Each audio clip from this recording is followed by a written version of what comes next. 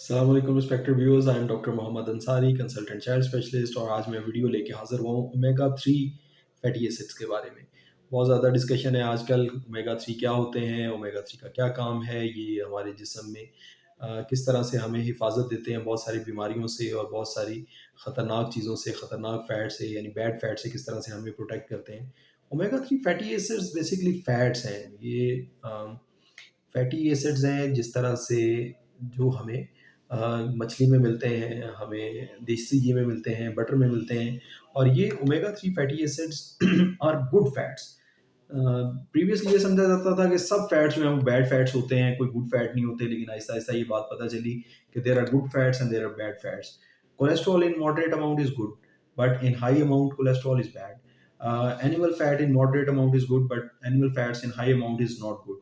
इसी तरह से ओमेगा 3 फैटी एसिड्स जो कि फिश में पाए जाते हैं, they are good, they are considered good fat. Bad fat क्या होते हैं? जो अनसैचुरेटेड फैट्स हैं, जो चर्बी है, घी है, आपका जो वनस्पति घी है, वो भी अच्छी चीज़ नहीं है क्योंकि वो सैचुरेटेड फैट है। और पॉली अनसैचुरेटेड जो फैट्स हैं, दे आर गुड फैट्स और वो ईज़िली डिसॉल्वेबल या तो लिक्विड फॉर्म में होंगे या बड़ी आसानी से, जैसे देसी घी होता है या बटर होता है, वो बड़ी आसानी से मेल्ट हो जाता है। तो ये कॉन्सेप्ट है बेसिकली कि इन मॉडरेट अमाउंट जो फैट्स हैं, दे आर गुड फैट्स और जितना पॉली अनसैचुरेटेड फैट होगा उतना it will be a good fat. लेकिन जितना सैचुरेटेड और थिक फॉर्म में होगा, डिफिकल्ट टू मेल्ट होगा, वो सैचुरेटेड फैट होगा। सैचुरेटेड फैट्स अवॉइड करें और पॉली अनसैचुरेटेड फैट्स का इस्तेमाल अपनी लाइफ में अडॉप्ट करें। और इसके साथ साथ ओमेगा 3 फैटी एसिड जो हैं ये भी बहुत ज़रूरी है। Omega 3 fatty acids make significant portion of our brain. ना सिर्फ दिमाग का बहुत बड़ा हिस्सा बनाते हैं बल्कि हराम मगज़ और हमारी पेरिफेरल नर्व्स जो असाब हमारे बाजुओं में, टांगों में जो रन करती हैं, उनका हिस्सा बनाते हैं। ये हमारी मेमोरी के अंदर बहुत स्ट्रॉन्ग प्ले करते हैं। मेमोरी स्ट्रॉन्ग बनाने के लिए ओमेगा 3 फैटी एसिड्स जो हैं ये बहुत एसेंशियली रिक्वायर्ड हैं। जो सैचुरेटेड फैट्स हम खाते हैं वो क्या करते हैं कि जाके हमारे खून की नालियों में डिपॉजिट होते हैं, हमारी शरीयानों में, चाहे वो दिल की शरीयान हो, दिमाग की शरीयान हो या हमारे पूरे बाकी जिस्म की शरीयान हो। वो सैचुरेटेड फैट्स वहाँ जाके डिपॉजिट होते हैं, कैल्शियम को अपने अंदर लेते हैं और कैल्शियम के साथ फिक्स होके नालियों को सख्त कर देते हैं। तो वहाँ पे रोल आता है इन ओमेगा 3 फैटी एसिड्स का, क्योंकि इनका जो ओमेगा 3 पोज़ीशन होती है ये एम्प्टी होती है और इनमें कैपेसिटी होती है कि ये पॉलीसैचुरेटेड जो फैट्स हैं उनसे एक्स्ट्रा फैटी एसिड्स निकाल लेती है। एक्स्ट्रा फैटी एसिड्स और एक्स्ट्रा जब बैड फैट्स नालियों से निकलते हैं तो फिर ब्लड प्रेशर भी कंट्रोल होता है, नालियाँ नरम हो जाती हैं और एथेरोस्क्लेरोसिस जो कि चेस्ट पेन, एंजाइना का बाइस बनती है, उसमें भी बेहतरी आती है।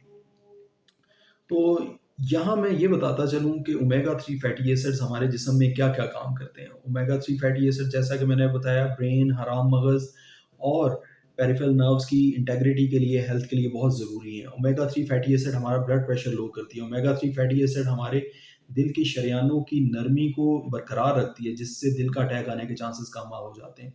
ओमेगा 3 फैटी एसिड हमारे जिस्म में शुगर के लाहक होने के इम्कानात को कम कर देती है। ओमेगा 3 फैटी एसिड हमारी इम्यूनिटी को बेहतर करती है। ओमेगा 3 फैटी एसिड्स हमारी मेमोरी को बेहतर करते हैं। ओमेगा 3 फैटी एसिड्स हमारी विज़न को और स्किन को अच्छा करते हैं। हमारी स्किन का मॉइस्चर, स्किन के ऊपर जो है जो जो सॉफ्टनेस है स्किन की, इसको बरकरार रखते हैं।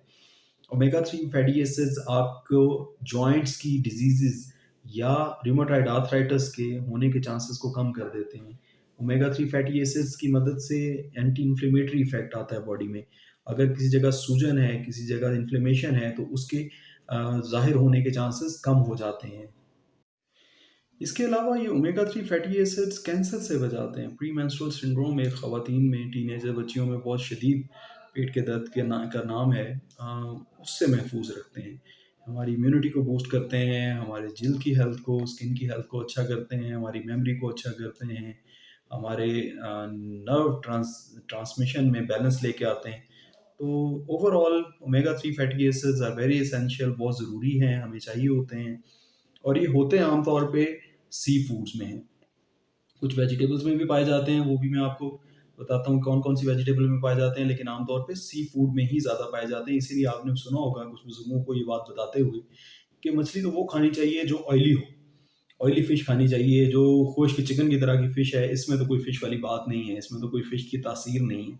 तो वो बात एक तरह से सही है, क्योंकि उसमें फ़िश के ऑयल जो होता है, उसी के अंदर ओमेगा 3 फैटी एसिड सबसे ज़्यादा होते हैं। कॉड लिवर ऑयल में, साल्मन फ़िश में, श्रिम्प्स में, स्क्विड में, जो सी फूड है, इसके अंदर ओमेगा 3 फैटी एसिड्स की मिकदार सबसे ज़्यादा होती है। इवन कॉलीफ्लावर में, सार्डीन्स में, ये जो छोटी-छोटी मछलियाँ होती हैं जो कि स्टैग्नेंट वाटर में, गाँव में जोहड़ों में रहती हैं, वो सार्डीन्स कहते हैं उन्हें।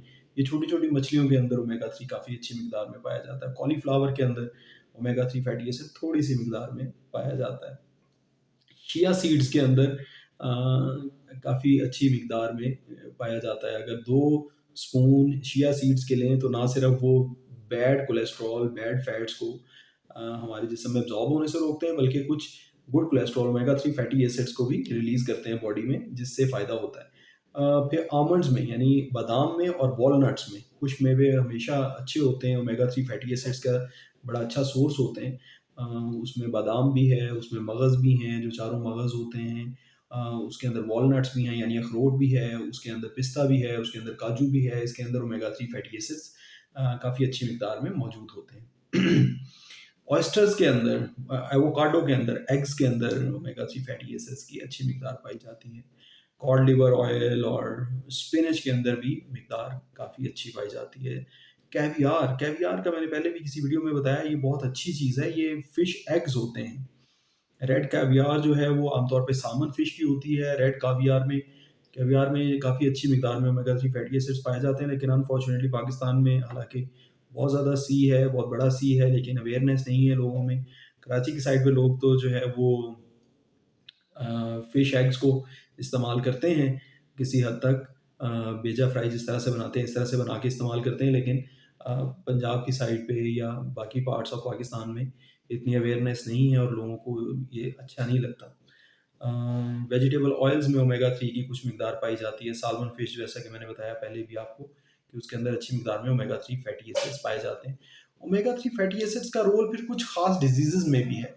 न्यूरोलॉजिकल डिजीज़ेज़ में इसका रोल है। जैसे कुछ बच्चे, स्पेशल बच्चे होते हैं जिनकी ग्रोथ नहीं हो रही होती है, जिनकी नशो-नुमा नहीं हो रही होती है, जिनकी अम, नर्व्स का फंक्शन जो है वो नॉर्मल नहीं होता। एपिलेप्सी के पेशेंट्स में omega 3 fatty acids double role play करते हैं। ओमेगा 3 फैटी एसिड्स भी, और साथ जब हम ऑयली चीज़ें देते हैं तो कीटोजेनिक डाइट के तौर पे वो काम करते हैं। तो कीटोजेनिक, मैंने बताया था कि कीटोजेनिक डाइट जो है वो मिर्गी के थ्रेशोल्ड को नीचे थोड़ा-सा हायर सेट कर देती है, यानी चांसेस ऑफ एपिलेप्सी कम हो जाते हैं।